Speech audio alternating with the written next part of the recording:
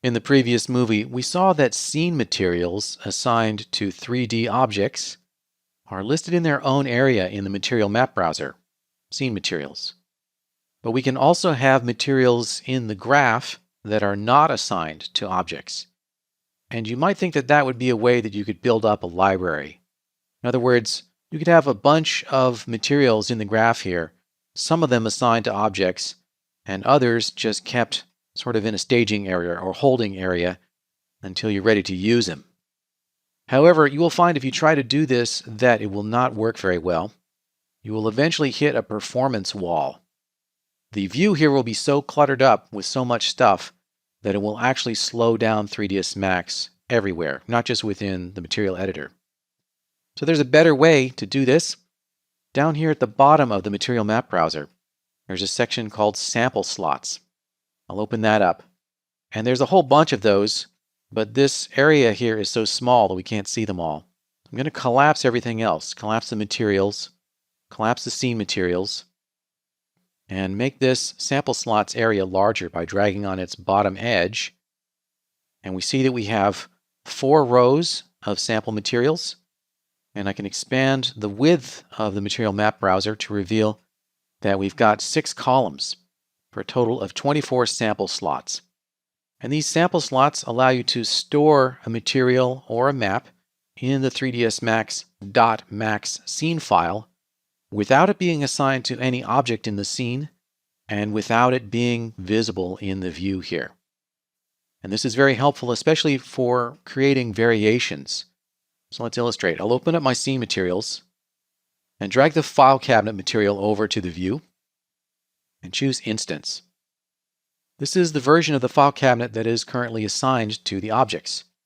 So I can double click on that and illustrate by reducing the base color weight. So we see that there is a live connection between this instanced material and the material in the scene. All right, I'll set that base color weight back up to 1. If I want to make variations on the material and try them out, I can store them in the sample slots.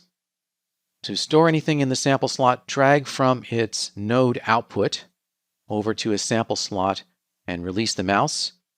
And once again, we are given the option to make an instance or a copy. Let's make an instance. I'll click OK. And now this sample slot is actually the material that is currently in the scene. So if I delete this node from the graph, press delete, this file cabinet that's in scene materials is the same one as the one that's in the sample slots. And I know that because these little brackets over here are visible, indicating that this is a so-called hot material. It exists somewhere in the scene. And I can drag that back over into the graph and choose Instance, double-click it again, and again go back to editing it. All right, so let's make a variation on this. I'll duplicate this file cabinet node.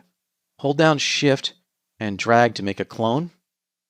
And if we give it the exact same name, then we can easily replace the material in the scene. So I'm going to double click on that one and rename it the exact same thing, file cabinet.